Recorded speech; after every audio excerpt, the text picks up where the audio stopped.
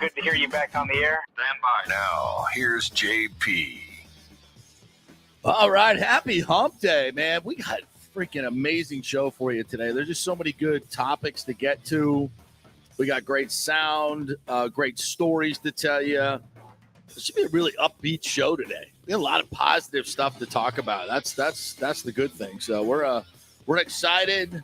Dan Lucas, New Chanlate's going to join us at 10:15. Leo Haggerty at 10:45. We're hunting down Brian Bradley, talk some hockey as well. You guys can always participate by hitting us up on Twitter at FanstreamJP, at Nick Gaddis News.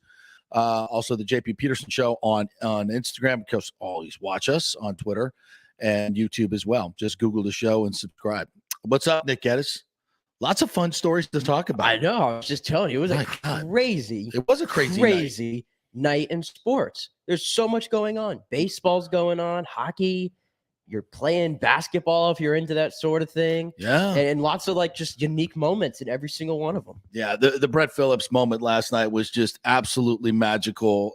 Just watching it live last night. And, it's just so interesting that good things happen to good people, man, and he's so blessed to be able to play this game. He's one of the few people in the game of baseball that really shows the gratitude back each and every day, and how fun the big game of baseball is. We even saw Travis d'Arnaud last night get hit by a 55-mile-an-hour pitch from a position player and fall to the ground. And, that's like, wow, that was so funny. It's like maybe Brett Phillips' baseball is fun attitude is sweeping through the major leagues, and guys can stop being so freaking serious about everything and enjoy the game and be entertaining and engage the fans. Wow, what a concept that would be, right?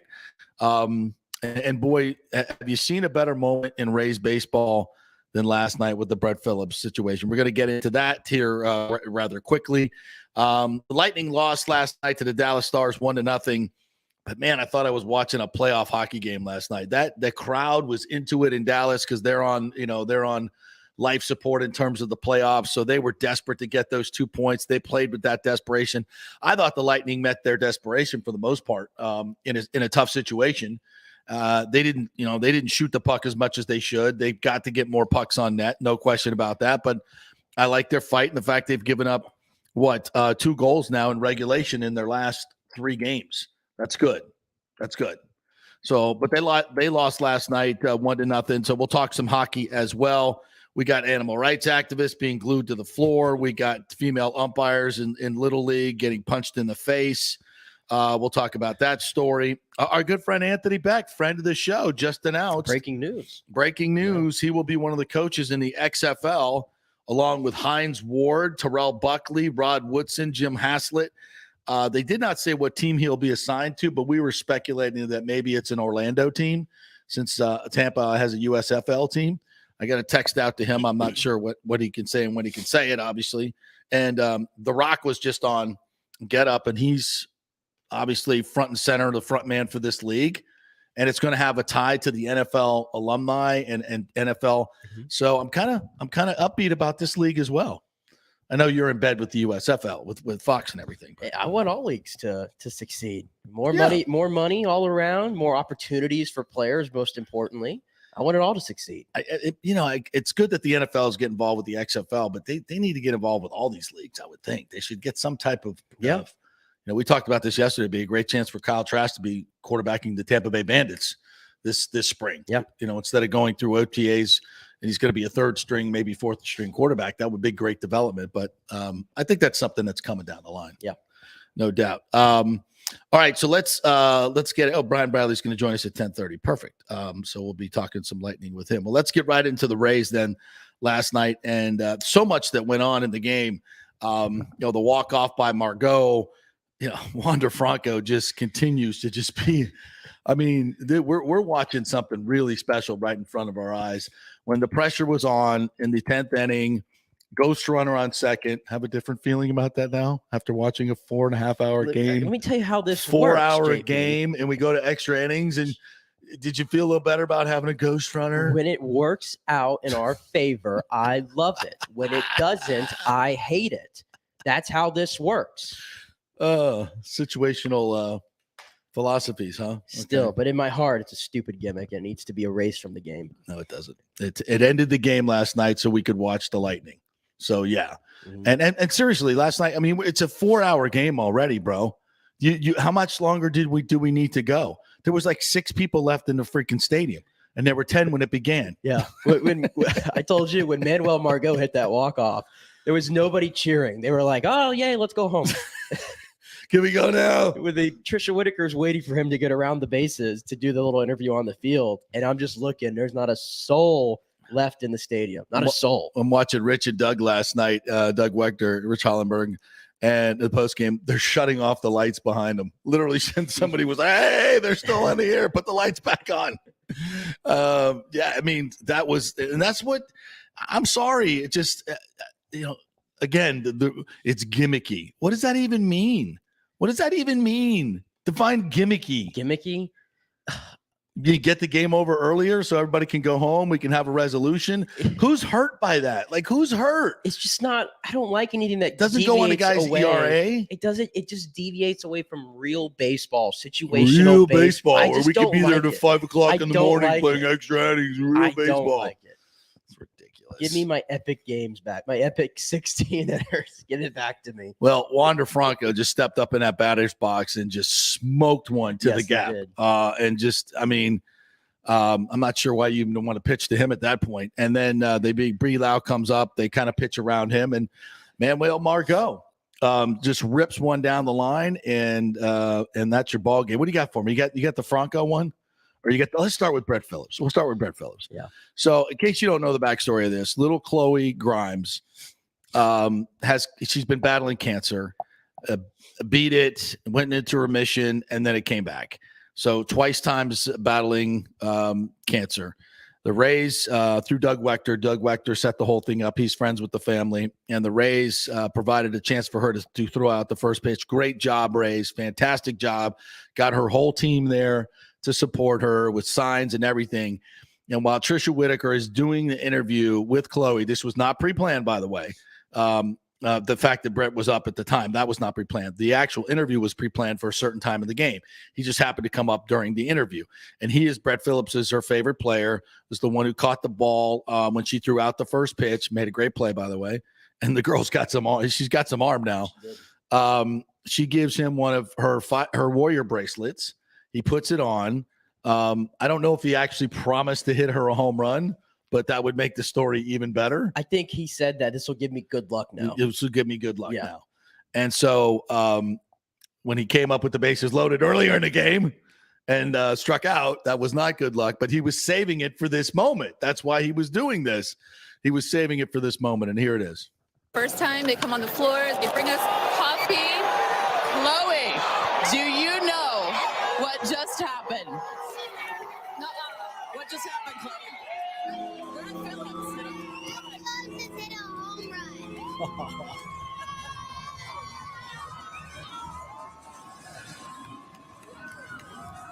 The celebration, by the way, with G-Man Choi. Outstanding. Chloe, how special was that to see your favorite player, Brett Phillips, hit a home run? Yeah. What'd you think of it? A lot. You loved it. Chloe was out here doing the airplane, and Brett Phillips, her favorite player, hit a home run while she's sitting here inspiring us in her second battle with cancer. Chloe, first time they come on the Come on, man. How good is that? It doesn't get better, I don't think. Oh, my gosh. And then she's doing the airplane. Oh. And like, not only did he hit a home run, that was a bomb. That was a off bomb. The C-rate. Yeah, it said we're going to listen to his interview here in a second. He said it was, I think, the hardest hit ball he's ever in his major league career. I mean, this guy, by the way, Rays, good luck trying to get rid of him. Oh, man, this fan base will turn. If you get rid of Brett Phillips. Yeah. I mean, I was there for like the postseason game last year. He wasn't even, I don't think he was even on the roster. He wasn't. To start. He wasn't. And when they introduced every player on the team, loudest ovation, Brett Phillips. Yeah. The dude's magical, man. He's just absolutely magical, and he is the best thing for baseball ever.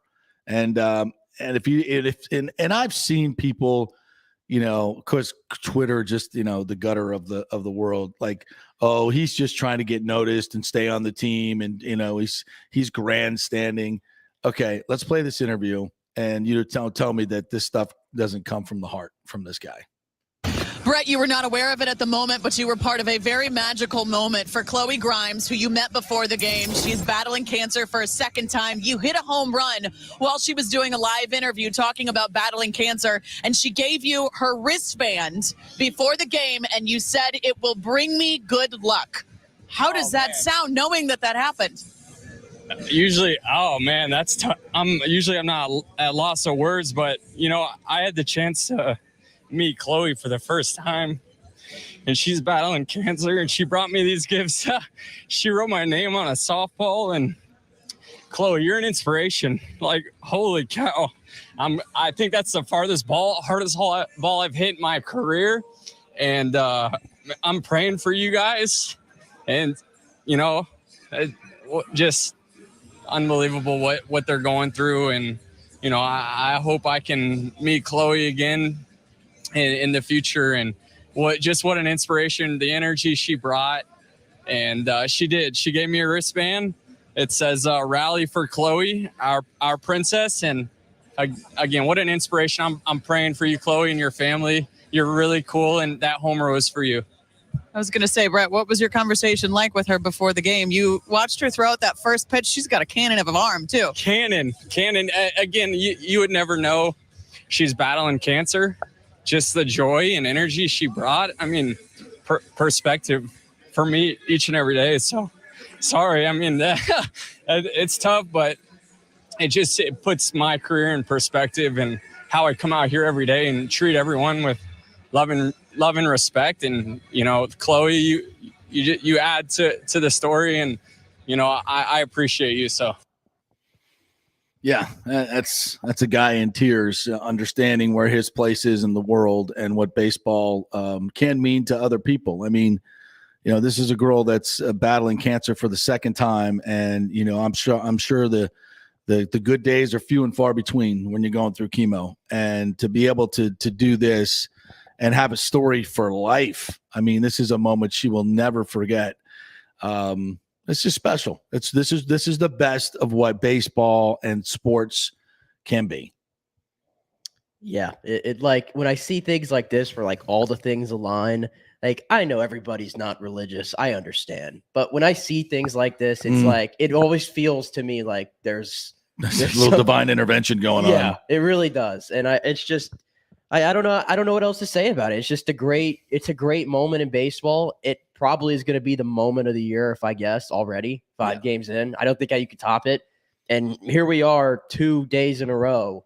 And the story, win, lose, whatever, is Brett Phillips and the magic that he provides to not only this team, but to fans out there and people who are really going through stuff. That's the joy that a smile and playing the game, as he says, fun can provide. It was great stuff. And, of course, there was a walk-off win. The Rays get down 3-0 early on.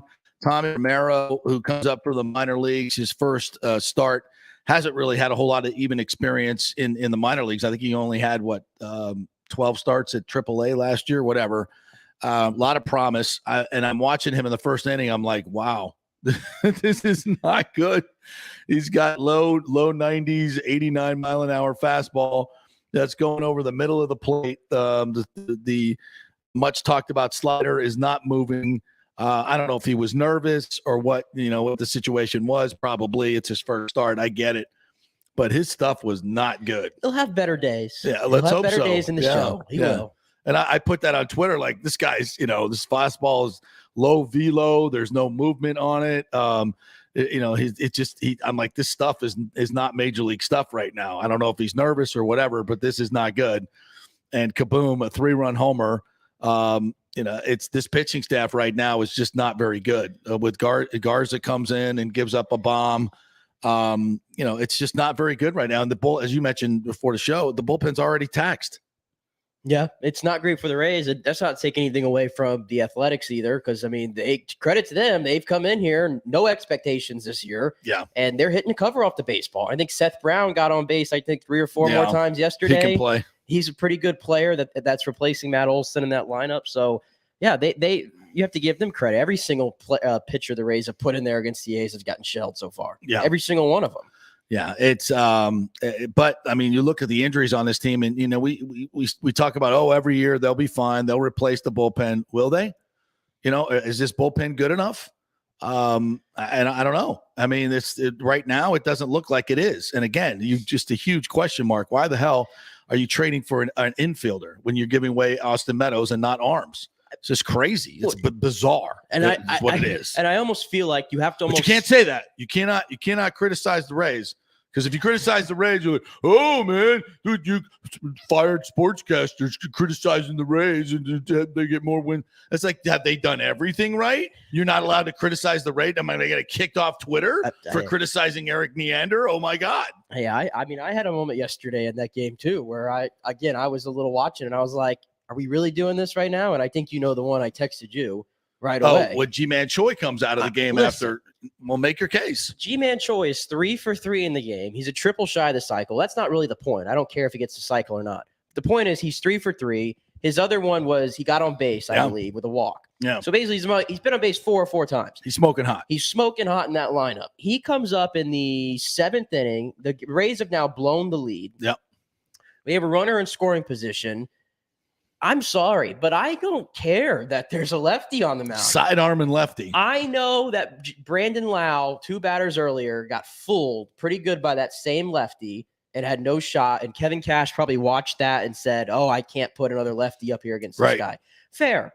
But is there like a feel for the game that we can have? I seriously. When a guy's locked in. He's locked in. And I'm just like, as G-Man Choi, I have to be like, man, I'm having one of the best games of my career. Yeah. And I just got sat down in the 7th inning because of a matchup. Yeah. For Yandy Diaz, tied, who has started the season 1 for 10. Yeah. And clearly doesn't know what he's doing at the plate at the moment. He's struggling. Yeah. And what did he do? He swung at the first pitch and grounded out. Yeah. Inning over. And then in the 9th inning, again, with a chance to do something, guess who came up in that same spot with a runner in scoring position? Yandy Diaz. And he took strike 3 right down the middle. Right down, with a chance to move the runner, by the way. With a chance to move the runner. I commented, that's a selfish at bat. You got to put them, that ball's down in the zone. I get it. You got 2 strikes, the ball's down in the zone. Chop that, and he's throwing 95. Chop that ball to the right side, for God's sakes. And even you can't take that pitch. No. You cannot take that pitch. No, and I'll say something about Randy Arozarena too. After Yandy Diaz grounded out the second, or in the 9th, whatever, he comes up with a chance to do something, and he looks like he just wants to send one to the stands. Right. And just totally out of function swing, pop up. Yeah. You're not advancing the runner. No, that was bad baseball. But they were, saved by Wander Franco and Manuel Margot. He cures all. And let's listen to Sir Wander here. All right, we got to get Dan Lucas on. Go ahead. Oh, yeah, that's right. And listen to that. Into center field. That's going to be in there for a base hit. Will score loud. Franco's on his way to second, and he's in the there ball with barely to left center, or right center. 8-8. He gets himself into scoring position by hustling and getting to second base.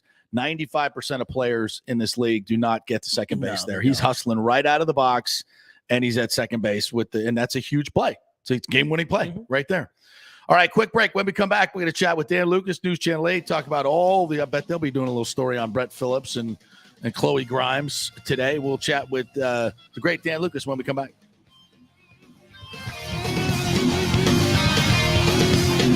The health professionals at Bay Area Modern Medical Center want you to know it's time to commit to a new, healthy lifestyle. It's literally a matter of life and death. 42% of Americans are considered obese, and being obese made you 3 times more likely to be hospitalized by COVID. So getting in shape is not just about looking better, it's about living much longer. At Bay Area Modern Medical Center, they take a very different approach to primary care. It's personalized, preventative medicine. Christopher Lugo and his experienced staff are proactive in looking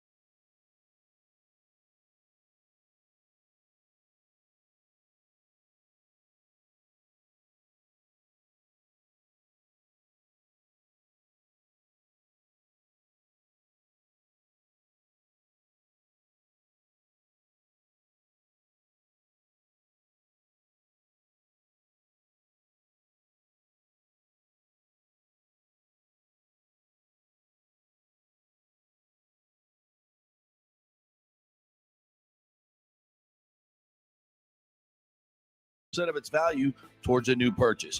Do you have any old jewelry, broken jewelry, just lying around? Well, bring it in and get top dollar and get even more value if you use that money to buy something new or just take the cash. Shop local with the folks who support our community in so many charitable endeavors. It's the Golden Diamond Source, just a short 15-minute ride from Tampa, just over the bridge on Ulmerton Road. Always online at thegoldendiamondsource.com. Coming back at you. Now, more with JP on FanStream Sports. It's only just begun. All right, welcome back to the JP Peterson Show, presented by the law offices of Christopher Palermo. If you have any issues with your stucco, especially on your second floor, there's a lot of problems with that in the Tampa Bay area. Defective stucco work.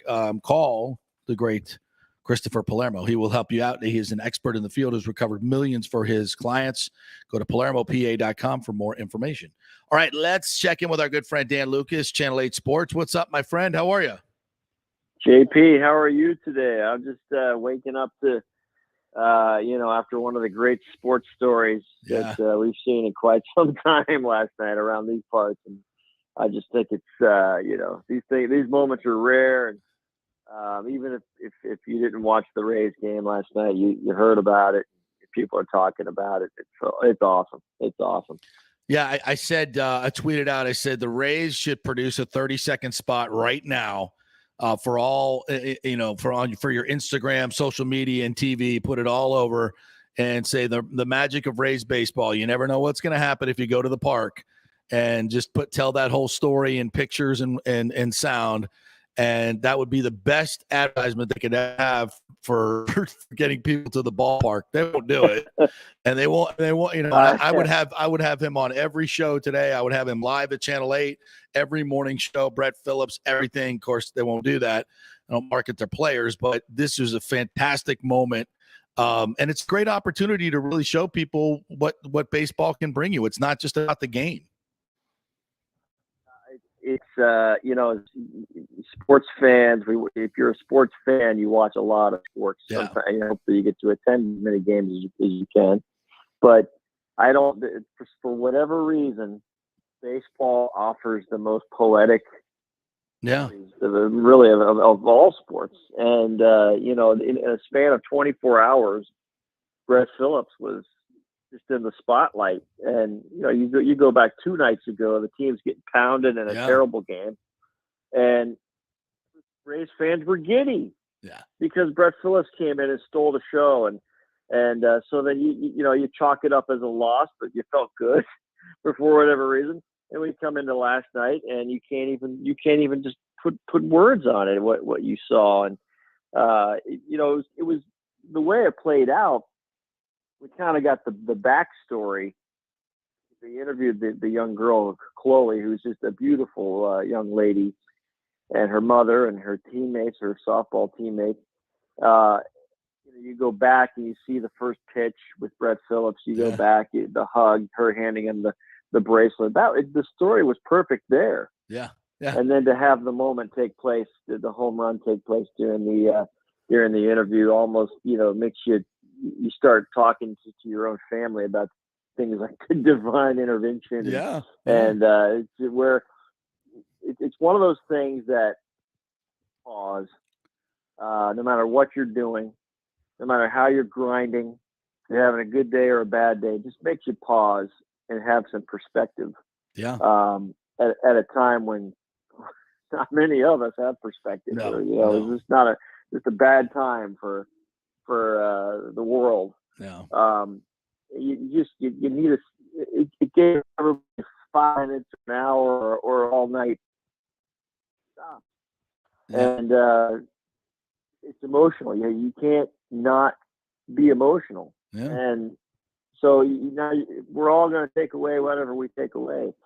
And I'm not saying that Chloe needs to fight her battle in the public eye, but or Brett Phillips needs to dwell on it. But the Brett Phillips' life, we witnessed a life-changing moment for Brett Phillips last night. Yeah. And in the post-game interview, it hit him. Yeah. And that was his perspective. So it's beautiful. It's sad and it's beautiful. It's sad because pediatric cancer exists. Yeah. But it's beautiful because we watched the guy that we all, he wears the baseball is fun gear and he the smile and he makes everybody feel good. And the guy had tears in his eyes last night. And Brett Phillips can do that, and you can do it, and I can do it, and we can just have just stop for a second and kind of reboot on what matters. And so that's what I took out of it. It's a great point, all of it. And we may have another chapter to the story today, and maybe I'm sure maybe you guys will follow up on this because I heard Doug and Rich talking about it after the game. The ball did not come down. Divinely speaking, it went into the heavens and did not come down. That's called the catwalk. So somebody's going to go up there, hopefully, and find that ball.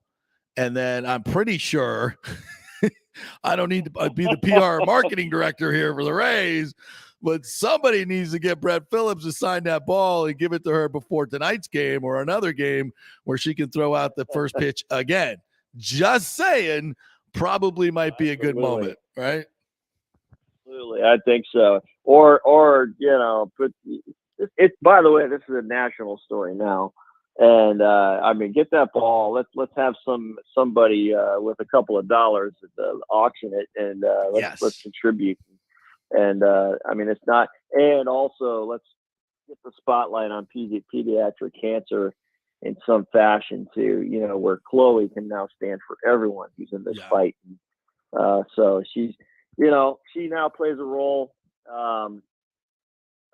All she did was just go to the ballpark to have a good time and forget about negativity for a few hours, and now she's been thrusted into the spotlight. She stands for the fight, in my opinion. No doubt. And it was a hell of a game too. By the way, Wander Franco continues to just be special. Choi was great last night. Margot with the walk-off. Not to like out this team, but not the pitching staff. The pitching staff is struggling. Well, I just didn't realize that here we are 5 games in. Now we're already dealing with injuries. Yeah. And I haven't really looked at all the other clubs, what they're dealing with, but I'm telling you, when the lockout first ended and they put out the spring training schedule and it was accelerated and then listening to Kevin Cash talk about how he was trying to manage workload in the first week of workout, I thought this is not going to end well for pitchers in general. And already we're seeing issues and an oblique injury for Patino. Those are freak things, but those are overuse issues, muscles, and I think guys are trying, did too much during spring training workload wise to try and get ready for the season. You can't do it as a pitcher. Yeah. And you also wonder why in the hell did you not get an arm or arms back for Austin Meadows? I'm still just flabbergasted by that trade. I know Itzhak Paredes is going to be a good player, but it's not what the Rays needed now. And it certainly wasn't the quality that they needed now. And I suspect that Neander's hands were tied because he wasn't able to add significant salary to go trade for a major league arm, which is what we desperately need, especially in the starting rotation. And that's pre these injuries. I get it, but you had to expect, as you just quite well articulated, you had to expect this was going to happen. So I know it's completely, if you get on Ray's Twitter and you criticize this front office in any way, you're a moron. But that's not good. It's not good. Yeah, no, yeah. It was an eyebrow raiser for me, the trade for sure, and especially if you take pitching out of it, the theme of the winter was right-handed bat. Yeah, and so you didn't solve that issue no. in any capacity, including this deal. So, going into again, when the lockout was over and everything was open for business again, you knew that somebody was going. Yeah. And we all thought it was going to be Kiermaier as a salary dump. All these guys are popular players with the fans, so there wasn't going to be a move that wasn't unpopular. Right. And this was the one. I would like to see somebody in that dugout at the major league level for that trade. Let's even simplify it. Let's say that. I would really like to see a player in that dugout that came from the Tigers organization. Yeah, that's playing in the major leagues for an all-star. You would think. Yeah, exactly. Exactly. But you don't know about the prospects and his, his WAR and his beep pip and his bat pip or whatever the hell it is.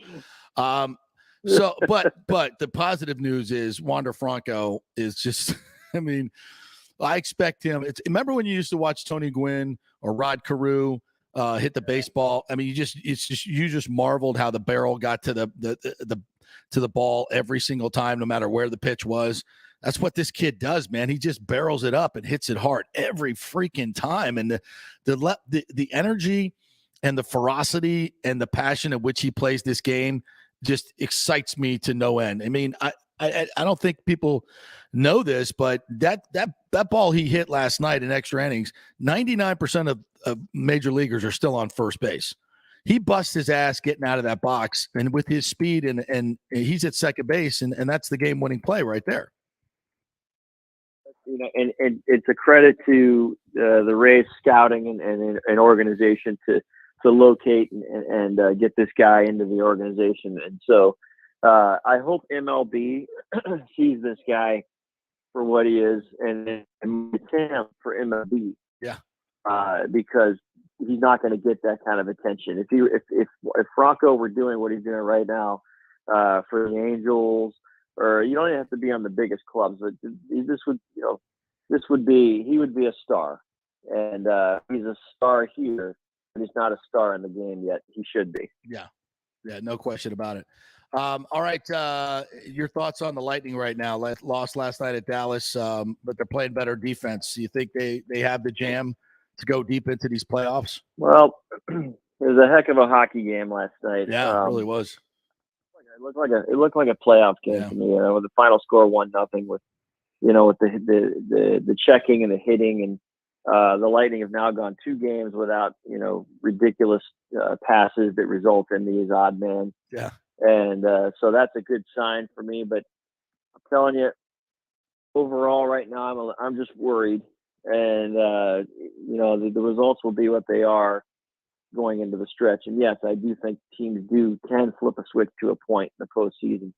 However, when you scan at the matchups, the possible matchups for them, I just don't like them, especially in the first round. Yeah. The pool of 3 right now that it looks like it's possible is Toronto, which is what it would be today if the playoffs started today, or Carolina or Florida in the first round. And in the regular season, those were all difficult matchups for the Lightning. So, we're kind of a similar boat last year with Florida and Carolina, but, they got the job done in the postseason, which just goes to show it is a different beast.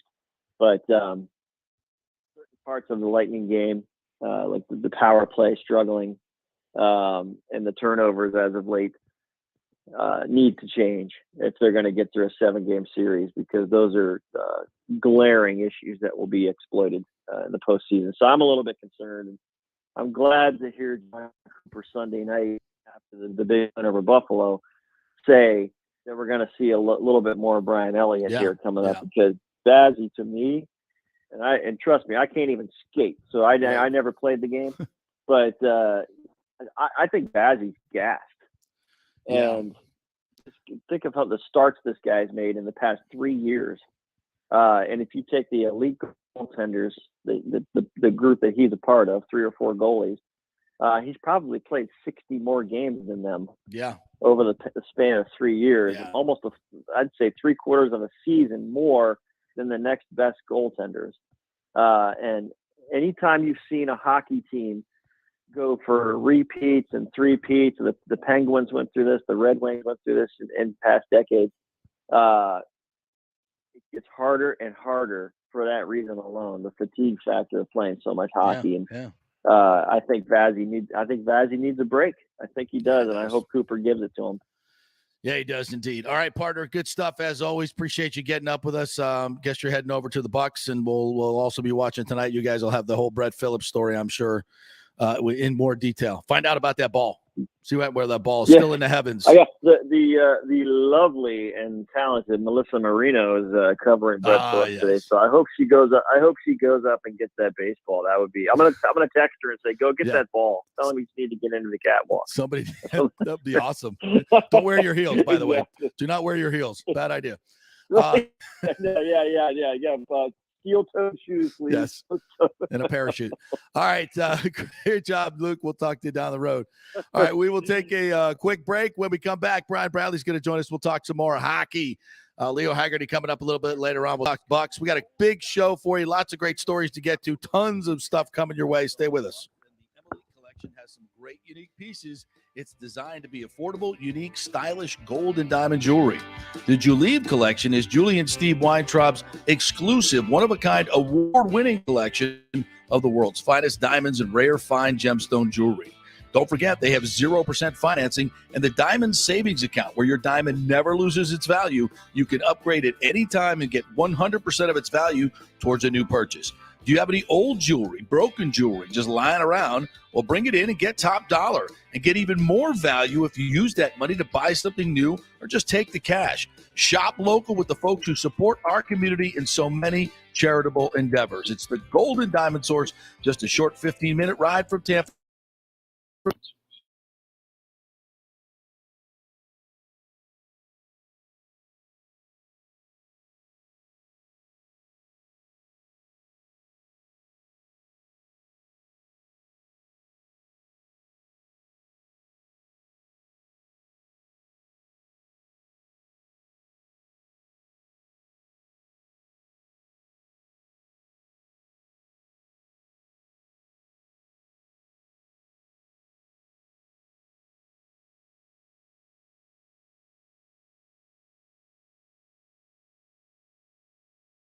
Lifestyle with proper diet, supplements, and exercise to optimize your active lifestyle. Building up your immune system, not destroying it with poor nutrition and bad habits. So call for an appointment, maybe change your primary care and get on a journey back to full health and a happy life. Call 844-977-3477 or go to BAMMC.com. Tell them JP sent you for priority scheduling.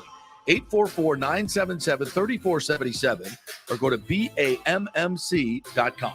Let's go. Right now, back to the show with JP on FanStream Sports. All right, welcome back to the JP Peterson Show, brought to you by the law offices of Christopher Palermo. Find out more at PalermoPA.com. All right, let's chat with our good friend Brian Bradley, the Lightning's first All-Star and leading scorer for those many years. And he joins us now to talk a little, well, we can't talk about any goals last night for the Lightning, Brads, because they didn't score any. For the first time in 73 games this series, or this season, they got shut out. What are your first of all, good morning, and thoughts on last night's game? Well, you know what? There's some good positive signs. I think, well, they've only given up, 2 goals in regulation in the last 3 games. Yes, that's great. Like I said, this is some of the stuff after the game, but I thought they played pretty good last night. Bazzi, which was a good sign. Yep. You know what? But, give up 1 against Boston, shut out Buffalo, and give up 1 against Dallas. And Dallas is fighting for their playoff.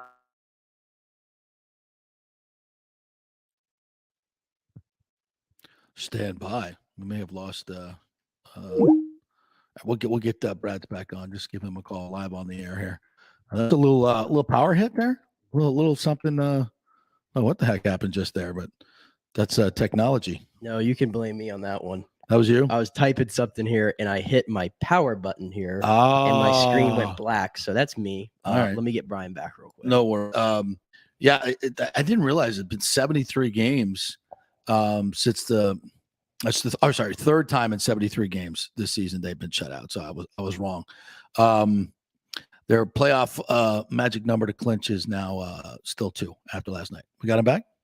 Brian, are you there? Yeah. Sorry, our fault. Yeah. there. What happened? I lost you. We hit the power button inadvertently, so lights went out on our phone.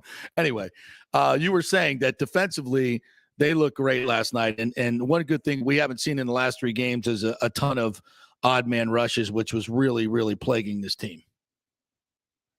Yeah, it's last night's game. Like I said, we're talking about Dallas, which huge win for them. They're in the final wild card seed. They were only 1 point up on Vegas, and then now they're 3 up on them with Vegas losing last night. So it was a huge win for Dallas. But Yeah.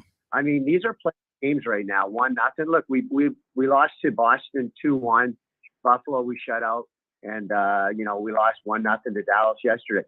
Defensively, we're shutting down. We're playing more structured game, not having turnovers or stuff.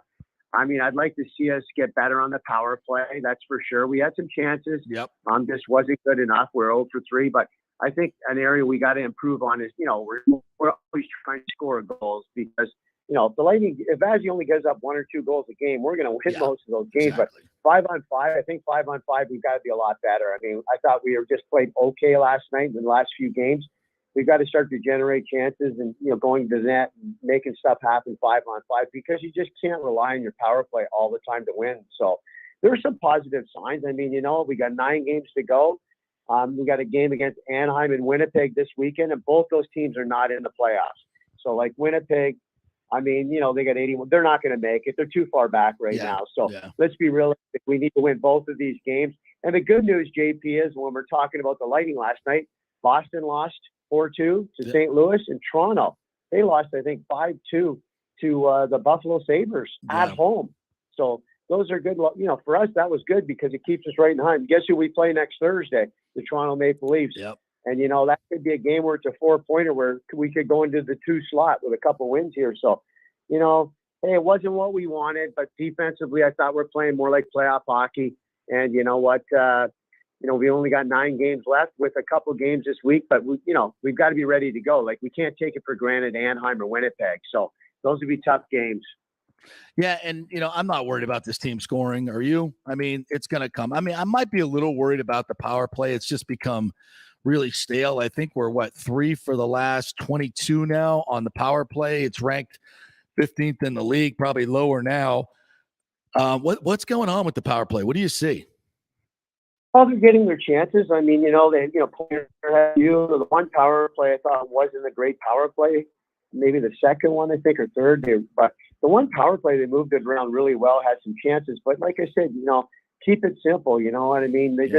Stamkos shoots. Yeah, I'd like Kucherov to shoot more one-timers because that's where he's really dangerous. Maybe he passing too much. Here in the slots had some chances. I mean, the goalie, he made some big saves. Scott, the goalie they played last night is Scott Wedgwood. He's like a journeyman in the league. Yeah. He's been with like New Jersey and Phoenix and different teams in the NHL, and he's 29 years old. So it's not like we're playing against he just had a hot game. Got to give him credit. So. Yep. But our power play needs to be better. There's no question about that. Like I tell this every year, it's, in the playoffs, it's your specialty teams are so critical. They win series for you, and goaltending and injuries. So Vazzy's starting to play. I know our power play will come on, and you know what? It all matters in the playoffs. So if we start firing and getting goals in the playoffs, everybody's not going to remember these couple of games that we didn't have many goals. And if you look at our schedule right now, I mean, we got Anaheim out of the playoffs Thursday, right. Winnipeg out of the playoffs Saturday, Detroit next Tuesday at home out of the playoffs. And then we got Toronto and Nashville at home before we go to Florida. So we got 5 games at home in the next 9 days. We need to win probably 4 to 5 or 5 of them. I mean, 3 of them, the next 3 are teams that are not in the playoffs. We got to win those games to make that Toronto game huge next Thursday night. Brian Bradley joining us here, Lightning analyst. How good is Ryan McDonagh, and how important is he to this team? Since he returned, we've gone from giving up 5 goals a game to next to nothing. Is he that critical to this team? He's just, he's a leader. Was captain for the New York Rangers. Played a long time in the NHL, 12, 13 years or something now. I mean, he's a warrior on the ice. He's smart with the puck. He's one of those guys, if you're an offensive guy and you're Mitch Marner and Austin Matthews or, you're the Bruins top guys, you don't like playing against Ryan McDonagh. He's physical. He's big.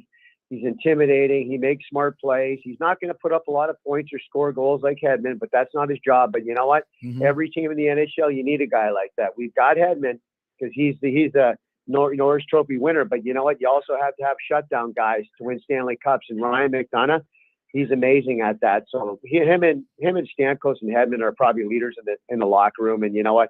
He's one of those guys. You know what? Hey, we're talking last year. hey, maybe we'll give him up in the expansion draft. Right. No way. No way. He's too good. Yeah. You will never find another guy that good for that money. He's awesome. Hey, Brad, where do you think Cooper's going with these lines? I know there's been a lot of switching of them. They're trying to find where Paul fits the best, and I love his game. And Hagel, I love his game as well. I love both of these guys. I think I think they got more skill than I had anticipated.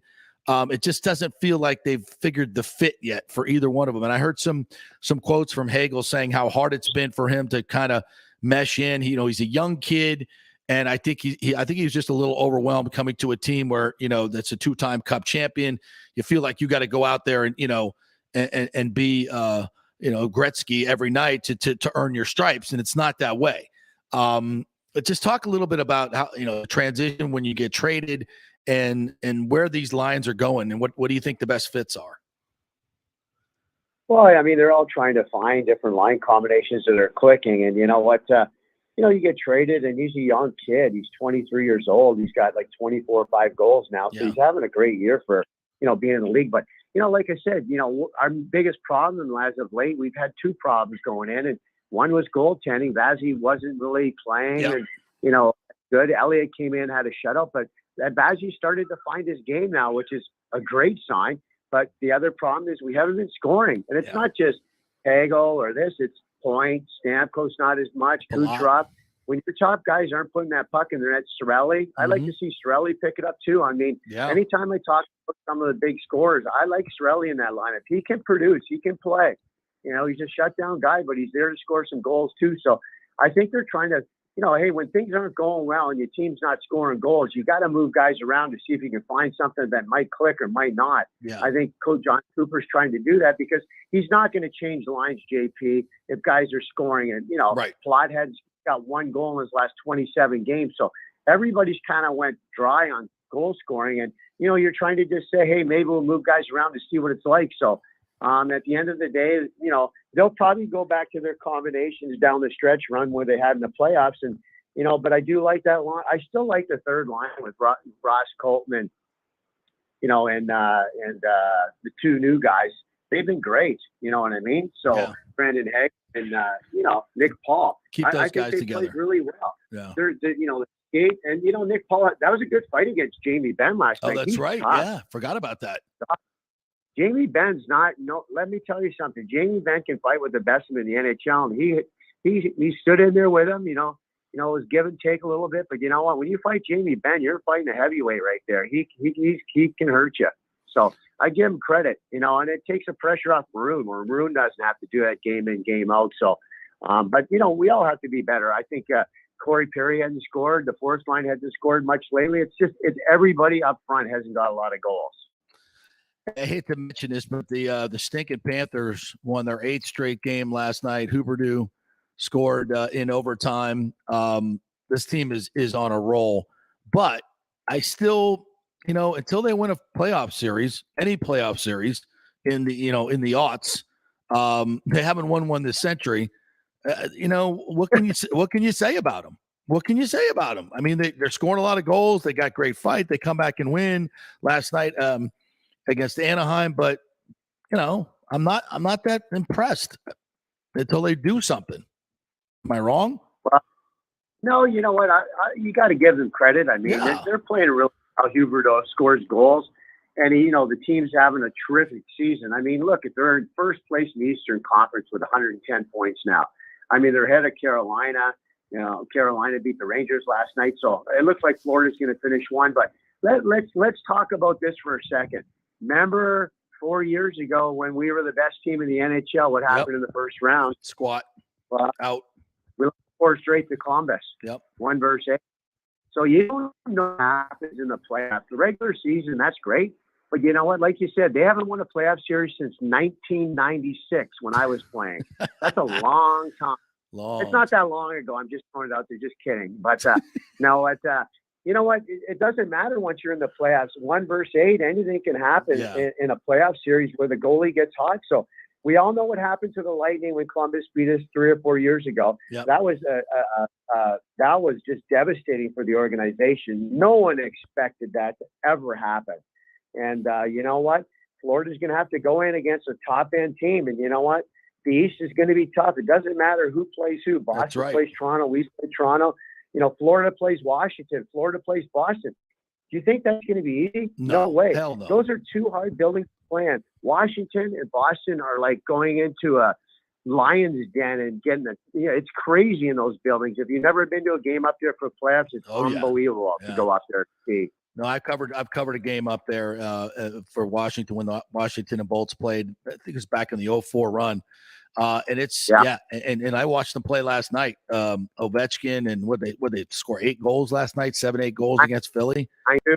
Yeah. I mean, they are a very, very confident bunch right now. And if Florida thinks they're going to run in and sweep them in the first round, that ain't happening. And that being said, the more shots other teams get at Florida, the better it is for the Lightning. So seeding does matter.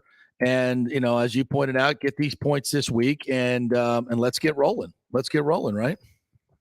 Yeah, exactly. And, the thing about a lot of teams going into the playoffs right now, they don't have a lot of goaltending experience. I mean, Florida, Bobrovsky's played some of the games, Spencer Knight, but then, some of the other teams like Toronto's goalies haven't been there. Boston's got a young goalie. I mean, it's a different game in the playoffs. You know what? It's like football. Like, I mean, who do you want to be your quarterback? Tom Brady or just anybody in the playoffs? You want Tom Brady? Exactly. You want Tom Brady, everybody. It's the same thing. We got Vasilevsky. He's a difference maker. There's no teams out there want to play Vazzy in the first round. You can ask every of those teams that'll make the playoffs. We're going to be one of the teams in the playoffs, but all the other teams that are in the playoffs in the Eastern Conference, the other 7 teams, he is the best goalie in the NHL, and he's the best goalie in the Eastern Conference and West. So those guys do not want to play Vazzy in the first round. Trust me. If he gets hot, he can win a series by himself, and that's how good Vasilevsky is. And it's just like Tom Brady as a quarterback. No one wants to play Tom Brady in a playoff game because they probably don't think they're going to win. Exactly. All right, Brad, it's great stuff, my man. I will see you at the rink, Thursday night, tomorrow night? Yeah, tomorrow night against Anaheim. Here we go. More home games. Love it. See you then, partner, and let's rock Emily. Go Bolts. Have a good day. Bye, buddy. All right, quick break. When we come back, Leo Haggerty, former NFL coach and scout, will join us, and we'll talk some Bucs football. A lot of guys talked yesterday talking about the sting of that loss to the Rams and how that will fuel them for this upcoming season and what's left for the Bucs to get in the draft. What holes do they have to fill? Leo Haggerty coming up next.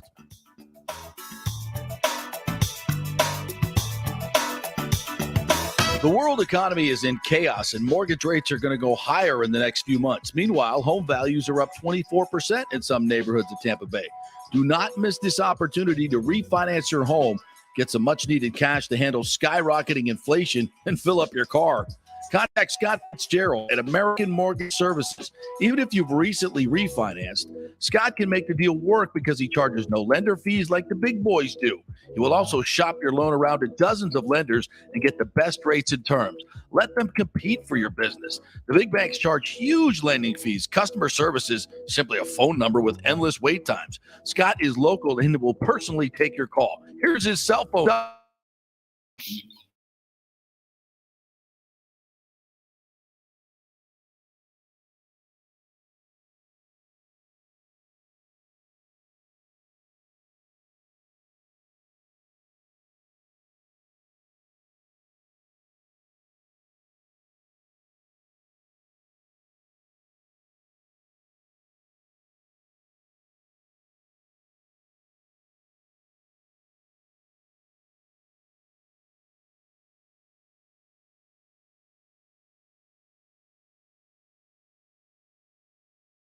Relief.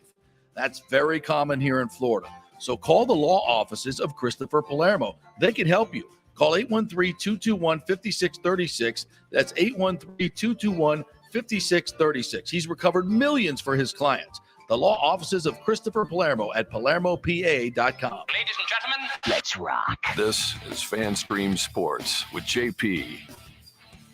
All right, welcome back as we soldier on here on the JP Peterson Show. We appreciate you guys jumping in. We are brought to you by the law offices of Christopher Palermo and the Gold and Diamond Source. You know, April is here, and they are fully stocked, fully staffed, and ready for a great month. So you can go in there and find some of the best unique pieces in the Juleeve collection, featuring colored diamond and gemstone pieces that set you apart from the crowd. Also, they have layaway programs there, 0% financing. So if you don't have a lot of cash in pocket, but you still want to get a ring for that special lady, make sure she doesn't get away, just head on in there. They'll set it up for you. You'll be amazed what you can get for 30, 40, 50 bucks a month. You can get a big old gorgeous ring and give it to your girl. Spring clean your jewelry collection. Find out how much your gold and diamonds are worth today. Bring it in. Take those broken pieces. Bring it in. Gold's at a very high level right now. You can get lots of money for it for the stuff that you're not wearing or your wife's not wearing. Grab some of her old jewelry. Bring it in there. Get her something super special just for nothing. That'll go over really, really well, and it doesn't cost you a dime. And she probably won't even miss that stuff. Lots of great things to do with the Gold and Diamond Search. Go over there and find a great watch.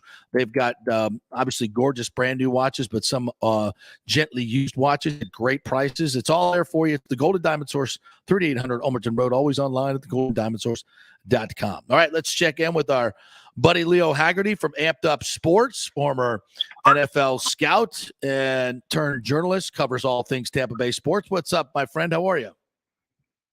Another day in paradise, JP, on the north side of the grass. Yeah, how about that? Very interesting game last night for the Rays. I don't know if you caught the Brett Phillips moment with Chloe, the girl who's battling cancer. Did you see that last night? I did not. I was tuned into some other things and trying to keep an eye on what's going on. But fill me in. Brett Phillips hits a home run for a little girl who is battling cancer. She threw out the first pitch last night, and he goes, and she gives her the old, the Warrior bracelet to support her cancer fight, her second cancer fight, and then he goes out and hits a home run while she's being interviewed.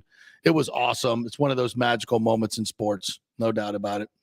Catch it up. Yeah, it's like Babe Ruth with the called shot. Exactly. That's a great thing. All right, so tell me, I was not at the USF spring game. I believe you were. What did you glean from our young Bulls? You know what, JP? I gleaned depth for the first time in 2 years under Jeff Scott. They had depth. They had athletes on both sides of the ball. And again, the biggest problem they had, and I felt sorry for Coach Spencer last year, is they had no defensive linemen. Yeah. So they had to play a 3-4. Now they're playing a 4-3. They're attacking. They're getting their linebackers, Greer especially. They're keeping people off of him so he can make plays. But again, I saw McClain, a more experienced quarterback. He got thrown into the fire quickly. He's getting better. Magnum is a beast. They got other running backs. Azu is going to give them that big wide receiver target that they haven't had since Valdez-Scanlon. Again, a very good showing. And Peter, we go back, JP, 2 years. There were days they couldn't practice because of COVID and that. So they were so far behind the 8 ball. They're starting to come out, which is great. So you got Timmy McClain, you got Marsh, you got some young kids coming in. What does the quarterback situation look like? I think it's going to be McClain coming into the fall practice. It's his job to lose, basically. He's starting to be a little more confident. We saw some glitches again Saturday night, basically because of rust and inexperience, but that'll come. And again, I asked some of the players, are you getting tired of hitting the same guys in the same color jerseys? He said, yeah, we needed this to happen where we could play and get away. But Marsh isn't that far behind, though, JP. It's going to be a battle come the fall. All right. Anything else you gleaned from the game from what is this, year 3 for Jeff Scott? The depth thing is important. They need to find playmakers all over the field. You get a sense that their talent has just been upgraded. Yes, especially on defense. That's the big thing. They couldn't stop anybody last year. And again, there were times at the end of the season with injuries and that they only had 18 scholarship players on defense. You're not going to win a lot of games that way. So they've upgraded that. which is now they don't have to score, 35 points to be in the game. All right, let's talk a little Buccaneers. Some of the guys chatted yesterday. They bring back Patty O'Connor into the fold, so they've got their depth guys back and their starters back on the defensive line. It's been a dream offseason. When it started a little precarious for the Buccaneers, it certainly has become a dream offseason for them, and they're starting workouts as well. Oh, absolutely. And again, they're starting to get the band together. They got a few more pieces to put in if they can. And I think JP's the biggest problem right now.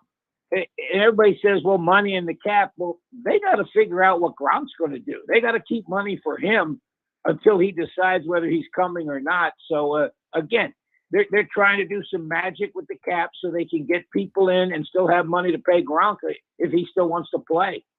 Yeah, and I think he does, and I think they know that. But he's not coming in now. I don't expect him to sign until probably late June, early July. But I do think he's coming back. I just think right now he's got other things on his mind, like the Gronk pool party in Vegas. I mean, come on. He's got to man has to have his priorities.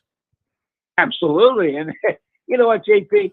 Who wants to go through the preseason? I mean, come on. Nobody. The guy knows what he wants to do. I don't think he's going to sign probably until middle of August if he comes back, and I think he will. But again, why put a guy through something where, he knows what he needs to do? You got a guy who's a veteran. And, JP, let's be honest. There's not a lot of tread left on that tire, and he's got to protect it. Yeah, I do believe you are correct in that. Some of the guys talked yesterday, and I was a little surprised to hear Lavonte David talk about how salty he was about the loss to the Rams, so much so that he was rooting vociferously against the Rams in the Super Bowl. It's clear that a lot of these guys got a chip on their shoulder from that game. That's a good thing, right? Yeah, I was sitting there listening to him, and you could see he was visibly irritated by the fact that they lost to the Rams. And again, this is something I think this team needs. They came in last year figuring, okay, we're going to march right through to the Super Bowl, and they go 13-4 in great regular season, and then they just can't get out of the gate against the Rams. And I still believe, JP, the injury to Tristan Wirfs really hurt them on offense. No doubt about it. And it was funny. I asked him, you could see Lavonte David. He was upset, but I asked Tristan Wirfs, I said, when's the last time you missed a game? He said, never. So that was amazing. Wow. And you could see that he's a big human being. Boy, I tell you that. The Bucs really missed him at the right tackle. Yeah, that was such a key, and also probably makes. I guess they signed Josh Wells back, so they've got some depth. Josh Wells was obviously injured as well. He didn't play well in that playoff game, but he was injured. I still think they should have gone with Kappa at right tackle, but whatever, it's over. What else did you glean from the in-person interviews yesterday? JP, for the first time in over 2 years, we're sitting there talking face-to-face to a player inside the facility. I mean, we were just kind of baffled that it's been that long. But, Joe Tryon, you could see they got a little bit – JP, I think you're hitting a nail on the head. They got a chip on the shoulder. These guys are coming in thinking, we got something to prove. And, now with Brady back in the fold, it's going to be a very interesting preseason and a very, very interesting regular season. And obviously Brady is not there at the workouts. He's not going to be there until it's mandatory. And at some point, I guess he's going to face the media, and he's going to have some explaining to do as far as some of the decisions he made. Was he really flirting with the Dolphins like we've read so much about? Are you anxious to get Tom in front of a microphone? Do you think you might actually be able to ask him a question? He'll stay for more than 4 minutes? JP, probably not. Yeah. It's just that I don't think that he wants to answer any of those then, and I don't think he's going to answer them. He's probably going to Bill Belichick. We're moving on. We're moving on. And I think that's what we're going to get. there's some media members that will not allow him to do that will keep asking that same question, which it may be a moot point. But I just don't think we're ever going to get an answer to that from number 12. Yeah, I was listening to Ira Kaufman's podcast, and I was at the press conference the other day when Brady was there, and I was like, oh, wow, maybe Brady will talk. And I was like, nah, he ain't talking to anybody. And sure as shiz, he as soon as that press conference was over, they opened the back door. He was gone, escaped quicker than I've ever seen him escape before. That was quite the move. I was glad he was there, supporting Arians, supporting Bowles, but yeah. Am I crazy? Can he not answer any questions? Can he not talk to local media? Is it that hard? JP, I don't know. It's amazing that they haven't got this out in front of them right now. You don't want this to fester. It's going to be like an open wound. Yeah. So you're just going to have to sit down, and I think the communications people will sit down with Tom and say, okay, let's control this as much as we can, but we got to get this out. We got to get out in front of us. Because if not, it's just going to keep going on and going on and going on. And, it's the media smells blood in the water here, JP. Yeah. They're going to go after it until they get an answer. Yeah, and you're right. And I said this on the show yesterday, as much as we want to know all about this, it's a moot point. He's back with the Buccaneers. He's not getting traded anywhere. He's playing here. He got the band back together. So, if he had a dalliance, if he was flirting with another girl, we forgive you, Tom, but we still would like you to answer a few questions. I don't know. Maybe I just want to see him squirm a little bit. Like, just tell us what's up. It's just football, for God's sakes. Yeah, I'll tell you what, though, JP, if we go back to the Zoom meetings, I can remember when one of the media asked him about the Nikovich comment. He answered the question and then walked off. Yeah. So, again, I think, that's he's not going to answer anything he doesn't want to answer. Yeah. So, and you know what? We're going to have to live with that as a media. Yeah, I think you're right. Maybe I'll just shut up about it. Any more thoughts on stuff you heard yesterday? I was shocked that Tristan Wirfs didn't have Brady's phone number. That was bizarre. He's like, that was worthy hysterical. Of it. Yeah. Yeah. It was funny because and I asked Tristan, I said, but you talked about when you came in as a rookie that, Tom told you, don't let him come quick. Don't let him come inside. Has anything changed? He said, nope. He reiterates that fact every time. And I got a feeling Tristan Wirfs has his phone number now. Yeah, he does. Brady reached out to him and said, the number comes in. It says, Tristan, we are reaching out to you about your car's warranty. No, it's me. It's me, Tommy. It's me, Tommy Brady. Your favorite quarterback. Although I thought he was a little presumptuous by saying, to Tristan that he was his favorite quarterback.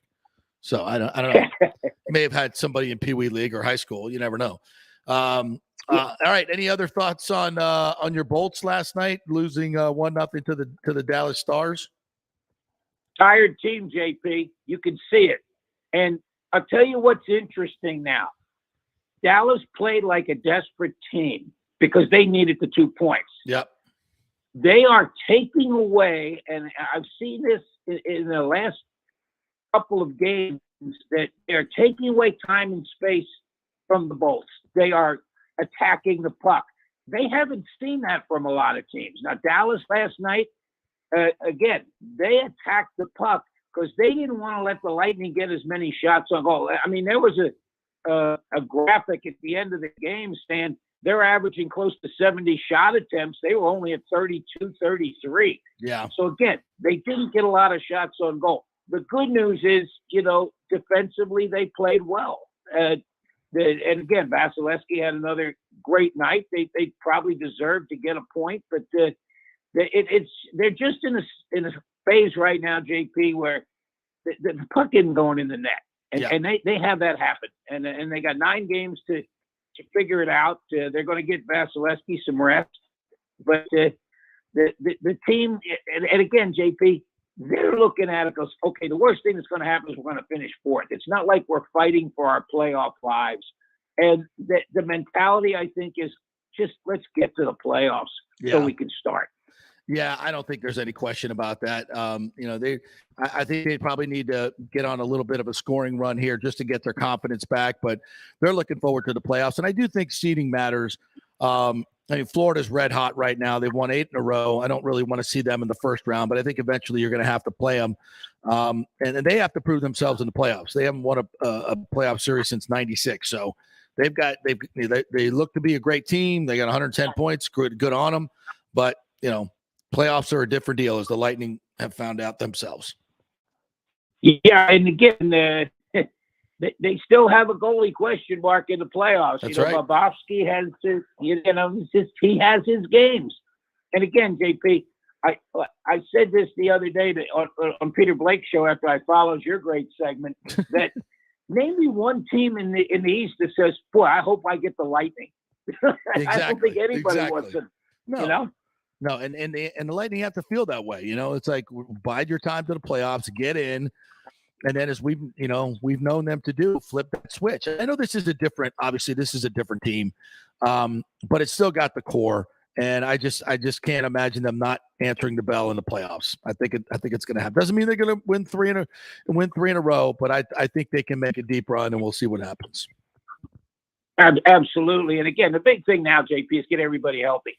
That's a whole different defense with McDonough back in, and we could see that. So if they can come in, reasonably healthy, everybody able to answer the bell that needs to, I think we're going to see. We're definitely not going to see a 4 and out. That's for sure. It's going to be a very competitive Stanley Cup, especially in the East. There's a lot of teams really playing well right now. Absolutely. All right, Leo, tell the folks how they can get your great content. Hey, go to Amped Up Sports. Put out a close to midnight or a little bit after. We do a local with Tampa Bay and then national. So go to Amped Up Sports on Facebook. Check us out. And JP, we started a soccer podcast too with Mikey Simsack. So we're trying to cover as many sports as we can on Amped Up Sports. Awesome. Sounds good. We'll check it out. Thanks, partner. We'll catch up with you next week. Take care, buddy. Have a great day. You too, man. The great Leo Haggerty. All right, we will take another break, and when we come back, we'll hear from some of these Buccaneers. Lavonte David talked yesterday. Tristan Wirfs talked yesterday, so we'll hear from some of the Bucs when we come back. Stay with us.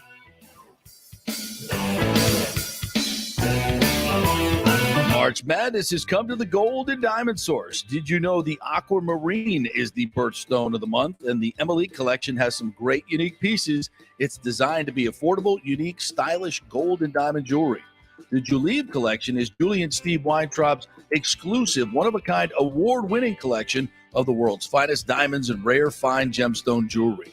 Don't forget, they have 0% financing and the Diamond Savings Account, where your diamond never loses its value. You can upgrade at any time and get 100% of its value towards a new purchase. Do you have any old jewelry, broken jewelry, just lying around? Well, bring it in and get top dollar and get even more value if you use that money to buy something new or just take the cash. Shop local with the folks who support our community in so many charitable endeavors. It's the Golden Diamond Source, just a short 15-minute ride from Tampa, just over the bridge on Ulmerton Road. Always online at thegoldendiamondsource.com. Italiano Insurance has been serving and working in our community for over 60 years, and it's not just about insuring all the pieces of your life. Italiano is as much a part of Tampa Bay as the Cuban sandwich, Gasparilla, and our Bucks, Lightning, and Rays. They're also active supporters of great charities like the Humane Society, Metropolitan Ministries, and local pediatric cancer centers.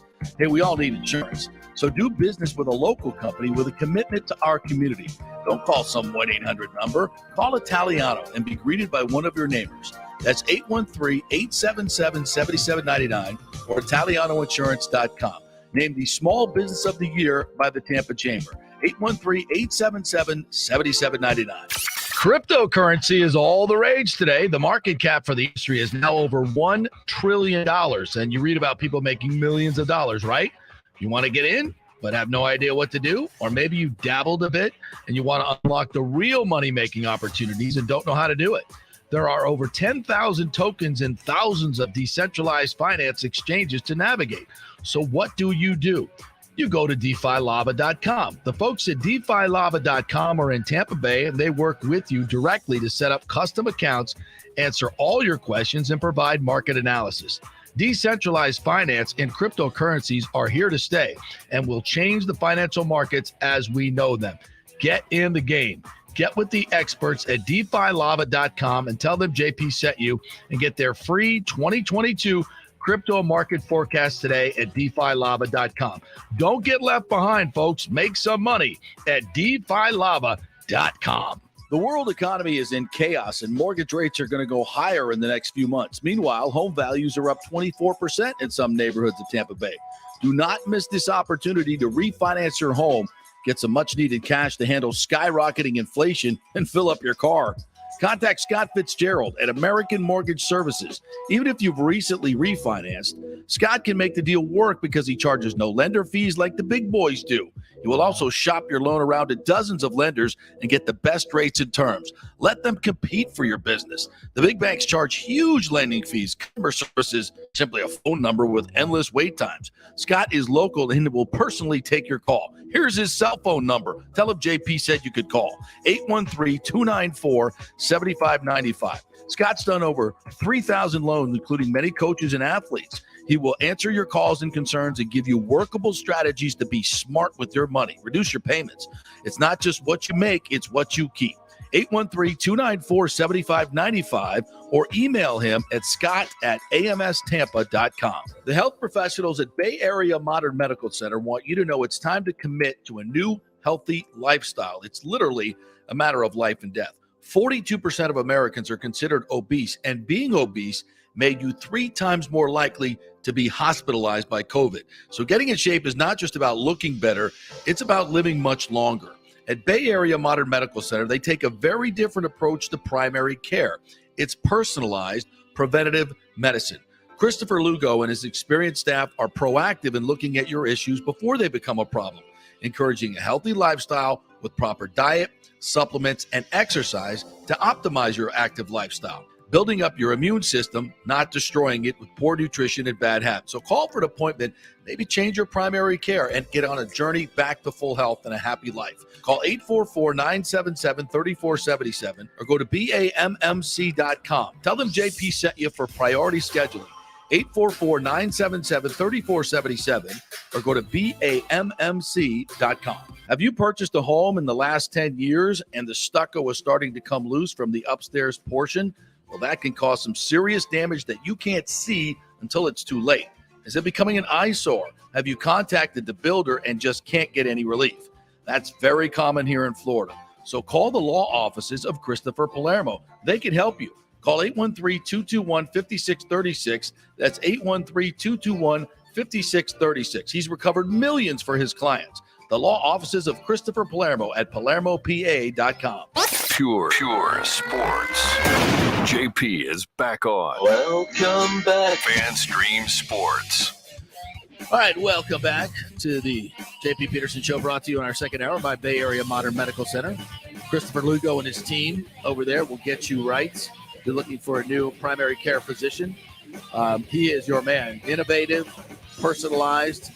He works with a lot of our top pilots in the military himself, just appointed to a very prestigious position. He knows his stuff, and he does it the right way. It's Bay Area Modern Medical Center, BAMMC.com. Go to their website and, get going. Get going on weight loss. Get going on testosterone therapy if you need it. They'll take your blood work to determine that. There's a lot of things they can do for you in terms of losing weight. B12 injections are very helpful. They can get you on proven diets that work for your metabolism. Don't try to do this yourself, folks. It's just too hard to do it. And there's so much groundbreaking science out there for weight loss and health in general that if you're, we're busy people. We don't have time to keep up with all this stuff, but that's exactly what they do at Bay Area Modern Medical Center. So do yourself a favor and get your body right. And go to BAMMC.com, get a new primary care physician, and see what a difference it can make in your life. If you don't have your health, you got nothing, folks. Trust me on that. So BAMMC.com is where you need to be. All right, lots of stuff coming your way. We got some great stories to get to in the rest of the show. The umpire that got punched in the face last night, we'll get to that. Congrats to Anthony Becht, who was a new head coach in the XFL. That was just announced. Friend of the show. We don't know exactly what team he's going to be representing yet. That's still in the works. The Rock was on Get Up this morning. He's the point man and the founder of this league. So I think it's going to work. And congrats to Anthony Becht, and see what kind of team he comes up with. And we could second guess him as the head coach. Looking forward to doing that. All right. So the Bucs players, since Todd Bowles is, quote, a new coach, which I think is kind of a interesting and certainly a good advantage for the Buccaneers, they can do workout. I think they get 2 extra weeks of workouts and they can start early. So they did yesterday. Saw Kyle Trask posting some stuff. So I think this is a very important year for Kyle Trask to get some development going. He didn't get to do a whole lot last year because, the Bucs are very focused on Brady and Gabbert, and even RG3 was taking the scout team route reps. So he didn't really get a whole lot of work, and this is a time for him to get some work. So I'm sure Bruce Arians will be working with him closely, and it's a time for guys like that to really flourish. Lavonte David spoke to the media yesterday for the first time since the frustrating loss to the Rams in that last play from scrimmage, which we'll never soon forget. Here's Lavonte David chatting with the media yesterday. See everybody back in the building. Happy to see the press. That's a plus. Todd Bowles becoming the head coach. You played for a lot of head coaches. This is the latest one. Defensive minds you've got for the last couple of years. Oh man, I love it. I love the move. Bowles. They did a great thing. Just putting the right guy in front. I think everybody's gonna love him. Everybody's gonna get along with him. I talked to him. He said, you guys, defense guys, y'all know me already, and you don't get no bad words from nobody from talking about Bowles. Coach Bowles is a great dude. He's a team first guy. He's a player first guy. It's just gonna get the opportunity for the offense, throughout this process, for guys on the offense to get to learn and get to know him. And I'm sure it's gonna be great things. But I'm very happy for him. If it weren't here, eventually it's gonna be somewhere else. But definitely a guy who you definitely could go out there and play hard for a football game. What's real personality like? Because I know he has a different one when he talks with us, but he said he's a little bit different with you guys out on the field. Yeah, for sure. I mean, I've seen some of the interviews. He's real mellow with you guys, but he's a little more open out there with us. He's funny. He's funny when he want to be funny. He's hands-on. He's real. You know how to teach. That's one of the main things that you love about him. You know how to teach. You know how to, get the guy's attention. So he helps guys learn in a way that they know how to learn. He know how to adapt to what you need to adapt to. So he's definitely a guy who everybody's want to love, man. And once people start to get to know him and he start opening up a little bit more, you're gonna hear about it a lot right here. He likes to talk smack too, doesn't he? Oh, I forgot to add that. Yeah, how could I forget that? He likes to talk a lot of trash. When you drop an interception, miss a tackle, you get a bad drop. It's funny, but he's serious at the same time. So it's kind of like one of those things. Like, you laughing, but like, I know I got to get right now because Bowles on me. So, but it's all it's all fun, man. And he's definitely a guy who you'll have fun with playing the game for. Do you remember where you were when you heard that Tom unretired? I believe I was. Shoot, what was I? I probably was home. I believe I was home. Throughout the whole offseason, that was the whole speculation. People saying he's gonna come back. It's not real. It's not real. You never know. I kind of had my doubts about it, but I wasn't really sure. And then when he officially came out and said he's coming back, I wasn't surprised. You know what I'm saying? Because Tom. Everybody know Tom is the ultimate competitor, and the way we went out last year, I'm sure he didn't want to end on that type of note. So, I'm not surprised that he back to chase another one.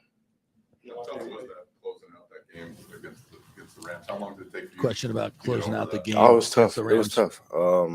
Obviously, I hope they lost the Super Bowl. I was, it was a lot of hating going on from my side. So, but you just gotta move on, man. Once football season was over, everything was done. No more football. I was able to, calm down because I couldn't see it no more. So I was able to, just calm down and get back to work. Build myself back up to be at this point right now. I want to trying to make you relive it, but the cover zero when it looked like you were kind of in the middle of no man's land. What was there? Was it going so fast that you guys, there were no huddle mode? Yeah, it was a lot of moving parts. I kind of wasn't expecting them to go no huddle at that moment. But it was one of those moments you're just trying to make sure everybody gets the call and the guys running all over the place and you trying to make people get it, because those type of things, you got to make sure everybody's on the same page. There's a lot of communicating other aspects in that type of defense. And just hurry up and hike the ball, caught us off guard. And, I just kind of got caught standing, looking lost. But, it was just an unfortunate situation. Commonly came back unfinished business. From a defensive standpoint, I know a year ago it was trying to go for 2, right? Yeah. Defend the title. Now, how much is as defense does that become your motivation? Like, it's big motivation, huge motivation because I feel like we kind of got us back in that game, and for us to end the game like that, that's not what we want to be remembered as. You know what I'm saying? So, we have a majority of our guys coming back again, so we definitely gonna have to take another huge leap this year, and that taste is definitely going to be in our mouth for a while. I believe we played them in the regular season, not trying to say we're going to circle that game, but it's a game that's obviously going to be very important. But we definitely, as a whole, throughout the season, we want to improve on what we had last year, want to be more consistent in certain areas, and we're just going to try to get better every time. That's Lavonte, David. Let's just be honest. The defense did not play well in that game. And I think they definitely didn't distinguish themselves in the last half of the season like they did in the Super Bowl year. They've got some improvement to do. There's no doubt about it. The secondary's got to get better, and I'll be interested to see what what Todd Bowles does with Logan Ryan. Is he going to play nickel? Is he going to play more safety? Keanu Neal, what's his role going to be? Are they getting Ndamukong Suh back? What do they do in the draft? I think they're going to add a lot of defensive players in the draft. I think they're probably looking for another corner. There's definitely holes in this defense. They need to be better. Yeah, I was going to say for the draft, I don't think we've associated them with getting somebody in the secondary or a corner. But you look at this year's a very important year for the future because it's Sean Murphy-Bunting and Jamel Dean and Mike Edwards, if I'm correct, who are all going to be free agents. Yeah. I don't think the team thinks highly of Sean Murphy-Bunting. I don't think we do either. His long-term prospects of being here. Yeah. And they had a lot of times last year where they had to throw D. Delaney, Pierre Desires, Richard Sherman for like a game or two because he couldn't stay healthy. I think I wouldn't be surprised if they go back and flood the secondary again. And that they've done by adding all these other positions to take it where they don't need somebody to step in right away. Yeah. But more for depth purposes and for the future, because I don't think Sean Murphy-Bunting in particular is at the top of the pecking order in this crunch for the next few years. Yeah, and they brought Pat O'Connor back, Anthony Nelson, Golston, Vita Vea. They've got a lot of guys. So I think defensive tackle maybe is not as big a need as maybe secondary. I do think they're going to draft a tight end. I think I see them probably drafting a running back as well. But, they cannot forget the defensive side of the ball. They definitely need to add, I think, a corner in one of the first 3 picks. I don't know. It doesn't seem like a need right now because those guys are here now. But it may not be a pick for now as it is for next year. And you got to do that. You're in the position to do that. You got to take the best player on the board. And if you can get a guy that you think is a starting corner in this league in the 2nd or 3rd round, you got to pull the trigger. Yeah, and I expect them to. Jason Licht has pumped more capital he really into has. his secondary. He's rid himself of bad picks. He knows what he's doing by now. So obviously we still got, I say that we still got a little bit to go, but we're coming up to it, right? Yeah. 2 weeks away, I think. The draft, yeah. It's coming really quickly here. So they have a lot of decisions to make of what they're going to do. But even listening to Lavonte there, that still stings. That loss stings. It sounds like they really hate the Rams right now. They really do. And like how he said, we didn't want them to win the Super Bowl. No, and they're the, even though you've seen that the Bucs are the favorites to win the NFC, I think you got to look at the Rams. I mean, it's not like they did lose their left tackle, Andrew Whitworth. They've lost. I'm trying to think who else they lost. They traded. It was basically a nice trade-off. Robert Woods out, Allen Robinson in. Right. Odell Beckham Jr. not coming back there. Probably not. I can't think of any. Von Miller, that's the big one. Yeah, it's the obviously. big one. Von Miller. Yeah, I was trying to think. It's just one big one, and that's a big one. It's That a big was a one. game changer for them. So, but I still think it's. I think the Rams have got to be the favorite. The Bucs have some holes, and I think most of it. I look at the offense and I think, what more could they add? Like, assuming that Gronk comes back, what more could they really add? And you're already, the top offense in the game. So to me, this is more about the defense, and Todd Bowles has to get this defense playing more consistently. And you just can't have collapses like you did at the end of that game. You just can't do that. That's not what a veteran team does, to make the mistakes where there's chaos in a huge situation like that. You cannot have that. They know that, and it's got to be addressed. We got a little Tristan Wirfs we could throw at the people here. Yeah, I'll cue him up real quick.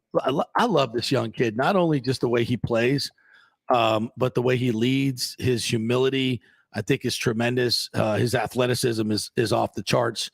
He's just to be named All-Pro in your second year as an offensive tackle. I mean, that's off the charts type of stuff.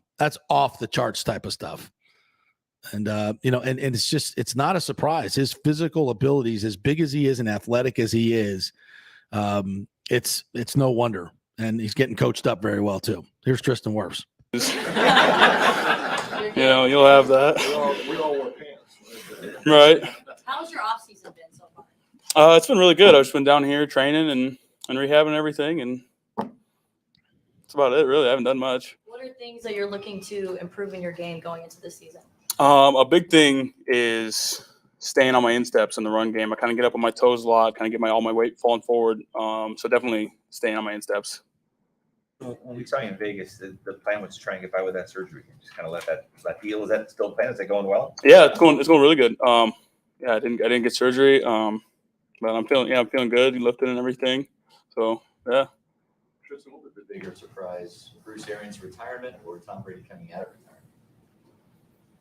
That's a good one. I think bigger surprise was probably Tom coming out of retirement. Not that he did it, but I think when he did it was a surprise. I thought he was going to sit out a year, watch all these other teams and quarterbacks be like, yeah, I'm still the best, and then come back. But no, I remember I was at Texas Roadhouse with my mom, and the TV behind me, she's like, oh my gosh, look, it was like breaking news. And then my phone started going off. My buddies were texting me. I was like, here we go. Texas Roadhouse. First, man of the people right there. I'll have, right? I Not love a Burns, that. not a Charlie's. It's a Texas Roadhouse. That's where an offensive lineman eats a steak. Yeah, you get a good steak at a good price. Yeah, with Not all the bells with and whistles. Dinner rolls with some cinnamon butter. Oh yeah, my gosh! What a big fat loaded baked potato. Come on, and I bet he goes for a little bit of comfort food too. There, a little mac and cheese, maybe some cream spinach. I'm a big cream spinach fan. There is one right down the road from my house. And you're speaking to me right now. Ooh, yeah. But I haven't been to one lately. But what's it cost for a steak now at a restaurant? Texas Roadhouse, I think, is more economical. Burgers are $17 now at just an average place. Inflation is just ridiculous in the restaurant world. Well, I can tell you, I was out last night at Glory Days. I don't know if you've been to a Glory Days. I love Glory Days. Huge. It used to be one of our sponsors. The wings. Get them back. These wings, okay. Oh, their wings are ridiculous. I love their grilled wings. Oh, the best. Last night, I'm looking at the menu, and good goodness, I wasn't paying for this meal. I looked at it, $18 for 12 wings. And that's not including a side, a drink. I will say this, like $18 for 12 wings, and the Glory Days wings are humongous. Yeah, they're worth it. They are big, they big are worth wings. Their drumettes are like regular chicken legs. But I remember when they were $13, $14. I know. 18 is just crazy. And all of this is self-induced, completely self-induced by this administration. It's rough unbelievable, unfreaking believable. But back to Tristan Wirfs. Sorry, had to cut that in there. No, man of the people, though. So true. With his mom too. To get him back, knowing that he'd have another shot. Of course, could take mom to Burns too. Yeah, I think it just opens up the window. Again. With him at the helm, everyone's always excited, and I was excited either way. But having Tom Brady back there and getting to protect him for one more year, it's pretty cool. I got to go delete my Instagram post. I got like a big thank you and everything. So I'll have to postpone that. Recycle. Have you met with Shaq yet? Obviously, Alex left him for agency. Shaq Mason. Have you met with him? Have you watched his game? What are your thoughts on that? Beast. Yeah, we were actually working out together today. I followed Shaq on Instagram since I was I don't know, in high school. Really? So getting to play next to him is gonna be really cool. And I have to give a shout out to Cap. I was really sad. Cap's my dog. I'm really happy for him. Go get paid. Yeah. Oh my gosh. But no, I was really excited for him. But sad to see him go. But yeah, really excited to get to play with Shaq and get to know him more. The biggest quality has been your availability. When's the last time you missed a game? I had never missed a game in my life. That was Never really missed a game. Sensitive subject. But yeah, no, I had never missed a game. I think high school, college. So it was really frustrating. I didn't know how to handle it, just being on the sideline and not being able to help in any way. Was really tough for me. I was trying to be there and for Josh and kind of do what Josh does for me when I'm playing. Ask him what he's seeing and kind of just help him as much as I could. From that position. But yeah, that was frustrating. Try not to get steamrolled, Josh. Over that loss to the Rams. I'm just talking about Lavonte. He said he was hoping they lost. Hey, next time don't let him run right over you. How hard was it for you? It's a tough feeling, especially having my first year go how it went, and then it was just a really weird feeling. I couldn't get out of my head, and then especially not playing. I was just going through these scenarios. What if I could have done something? I still think about it. We were talking about it in the sauna the other day. So it's frustrating, but new year and, we got work to do.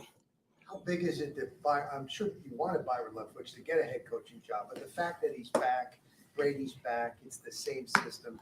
How big is that? Yeah, I think that's huge for us. It would have been, I would have been really happy for Byron if he got a head coaching job. I'm glad he stayed here, being a little selfish, but, really glad he stayed here. I know he has a lot of trust in us, and we have a lot of trust in him. So I'm excited, for what's to come. Tristan, there's another big retirement this offseason, Marquette. You could talk about that. And there's a couple candidates in-house that might be, in the mix to replace him. Hainsey, Leverett, and Stinney. What are your thoughts on how that could shape up in camp? Yeah, so I was really happy for Allie. He got to go out on his own terms. Super Bowl and a Pro Bowl. He finally was getting the recognition that he deserved. And getting to play with him for 2 years was incredible to see how our relationship, progressed, through my 2 years here. But yeah, it's going to be a really fun competition.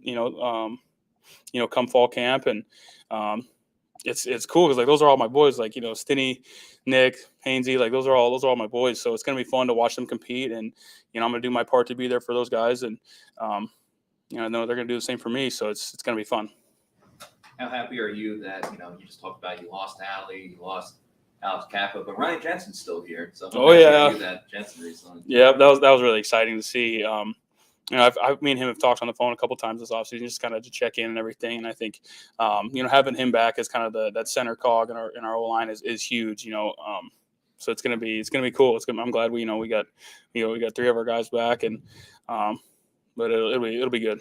A lot of national media dogging this offensive line, and I don't say what.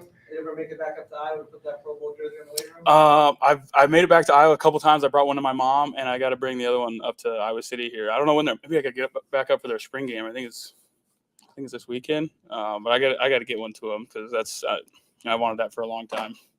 You're running out of drafts where there's guys that you played with that are up in the draft. Are you excited to see more Iowa linemen going to the NFL? Oh yeah, it's so cool to see all my buddies, college and everything are coming out now. I think what will the last one be? The last one will be Riley Moss.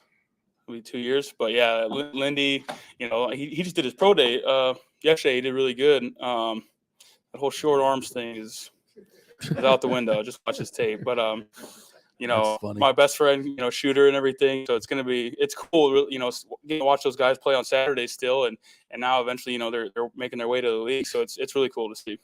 You were asked last year if Brady gave you any instructions and you said, "Don't let him come quick, don't let him come inside." Yeah, that's not going to change it. No, I still hold on to that. He told us that in camp my rookie year. He said, "Don't get beat fast and don't get beat inside." I was like, "Sounds good." Don't get beat I was fast. I'll do my best. Yeah. Stay in contact with him now. I mean, he's not here for this part of the phase of off-season training, but You guys still stay in touch with Brady? I don't have Tom's number. No, I don't think I'm there yet. You might be after the playoff game. We'll see. Yeah, we'll see. What do you plan on playing at this season? Obviously, That's yeah. Tristan Wirfs I missed right that. there. Oh my gosh. what do you plan on playing at this season? What did you play last season? About 345. That's usually what I've been at. 345 in camp. I'll kind of fluctuate. I'll lose like 14 pounds of practice. It's so hot down here.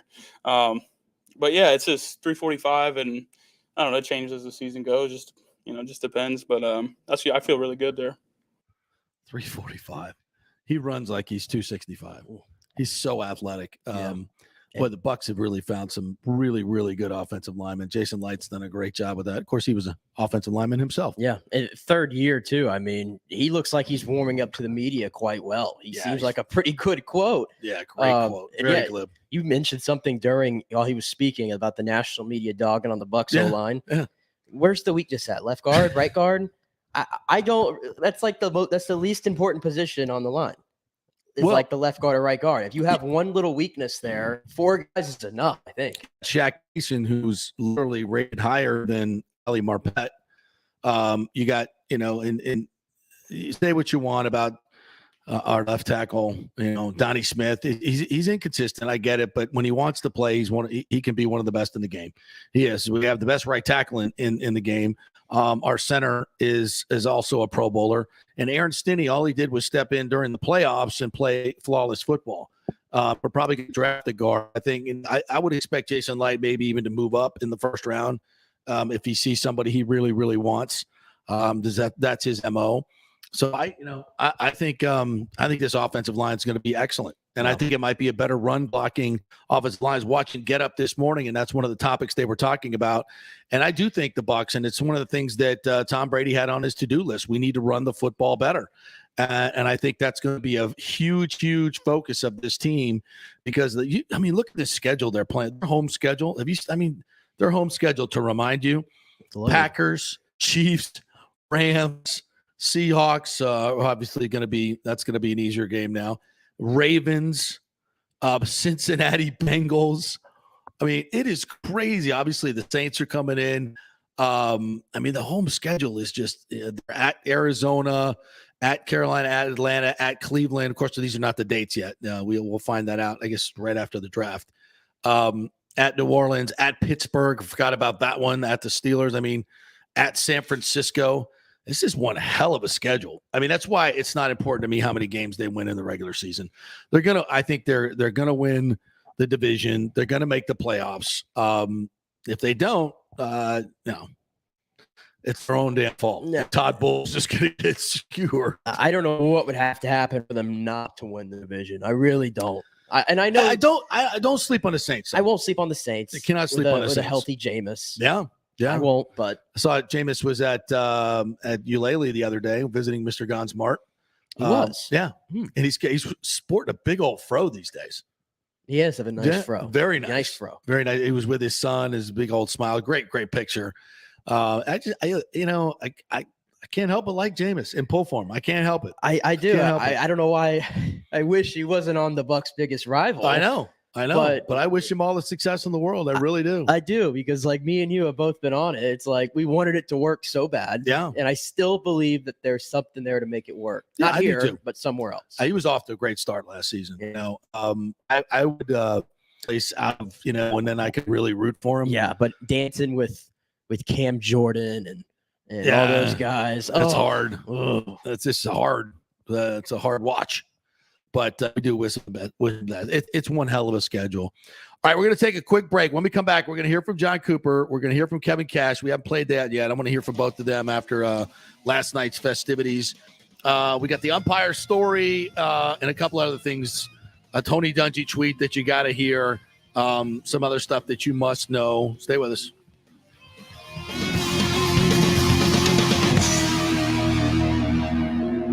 The world economy is in chaos, and mortgage rates are going to go higher in the next few months. Meanwhile, home values are up 24% in some neighborhoods of Tampa Bay.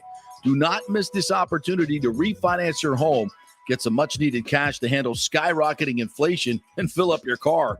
Contact Scott Fitzgerald at American Mortgage Services. Even if you've recently refinanced, Scott can make the deal work because he charges no lender fees like the big boys do.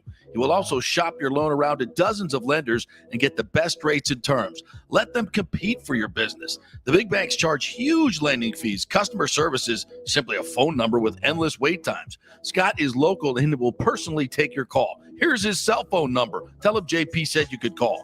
813-294-7595. Scott's done over 3,000 loans, including many coaches and athletes. He will answer your calls and concerns and give you workable strategies to be smart with your money. Reduce your payments.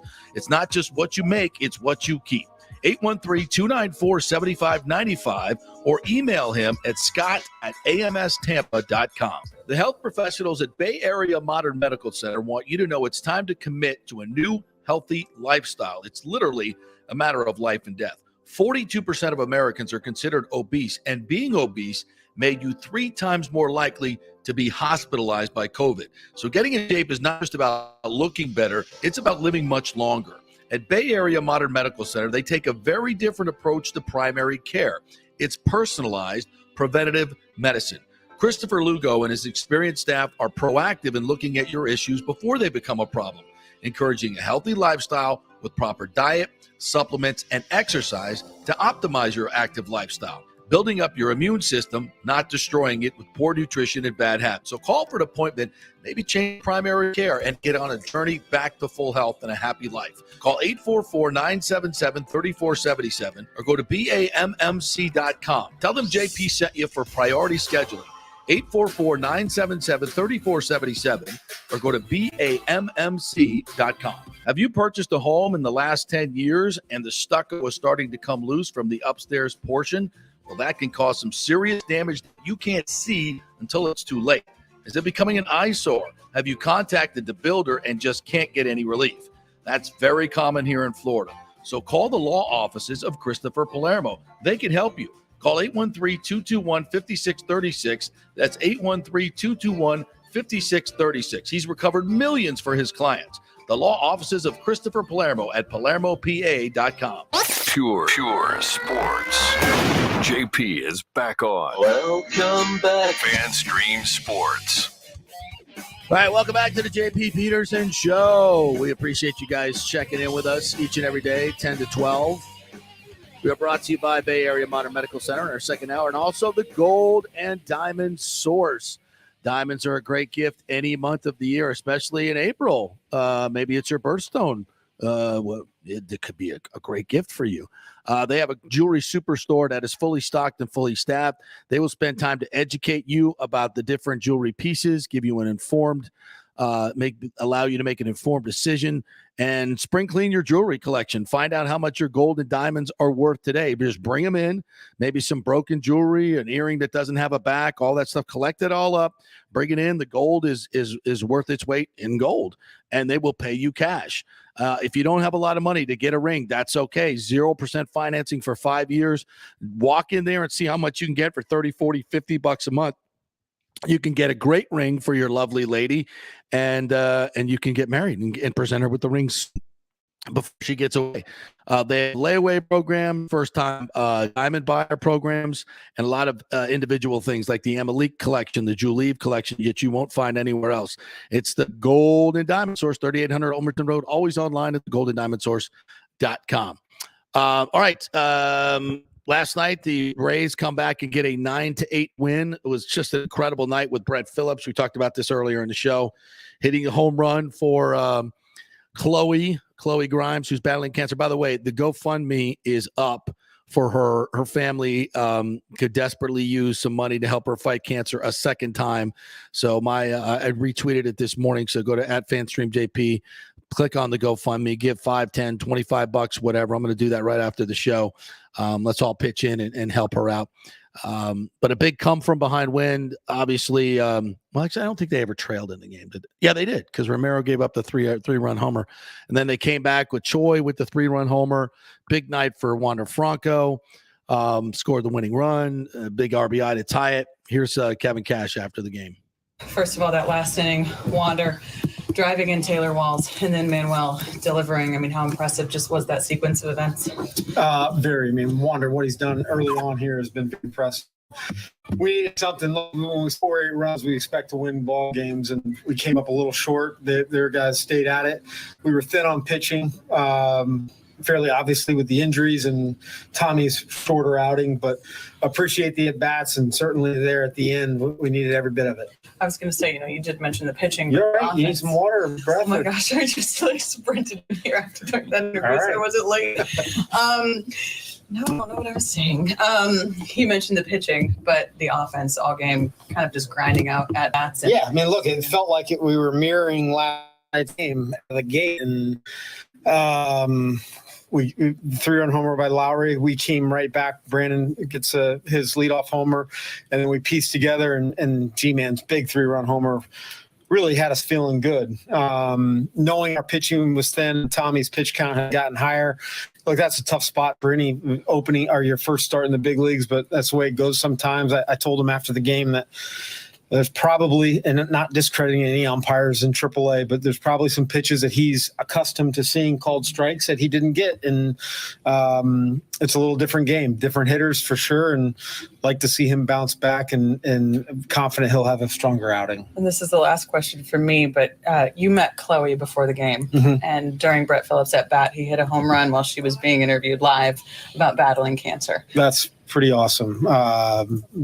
Philly's got a knack for doing some special things, and happy for Chloe and Chloe's family that we're able to do the Tuesday's Champion, the Child Dream Fund. So that makes a good night better. You said you are a little short, but the job that the relievers did in kind of piecing it together. Yeah, they were awesome. Rayleigh, Springs, Thompson, and look, Garza too. I mean, I know it got sloppy that one inning, but we pushed him onto an uncomfortable, territory, getting the third up. He hasn't pitched. I don't know when the last time he's thrown 3 innings, to be honest with you, but he was after he got 2 quick outs. Then it kind of snowballed. Barely got out of the first inning of work, and then he really did a nice job for us the next 2 to keep it right there. You mentioned Choi's home run. It was a pretty clutch at bat, it seemed. Yeah, it was clutch. I mean, we were down from last night, down early in the ball game. We needed something to jolt us, and G-Man certainly did. His at-bats throughout the course of the early part of the season have been really, really impressive.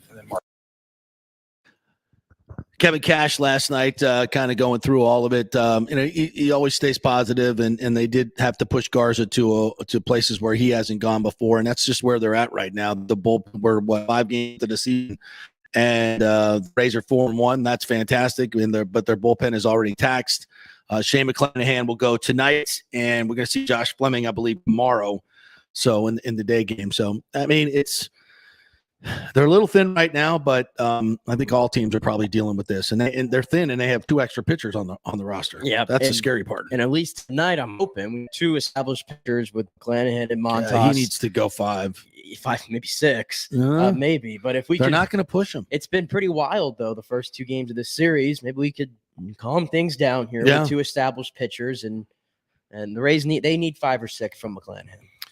All right, John Cooper, after last night's game, a 1-0 loss to a desperate Dallas Stars team. They were, they played really, really hard last night. That crowd was going crazy. By the way, they need a better camera angle, ESPN. That guy's bald head at the end of the game was just killing me.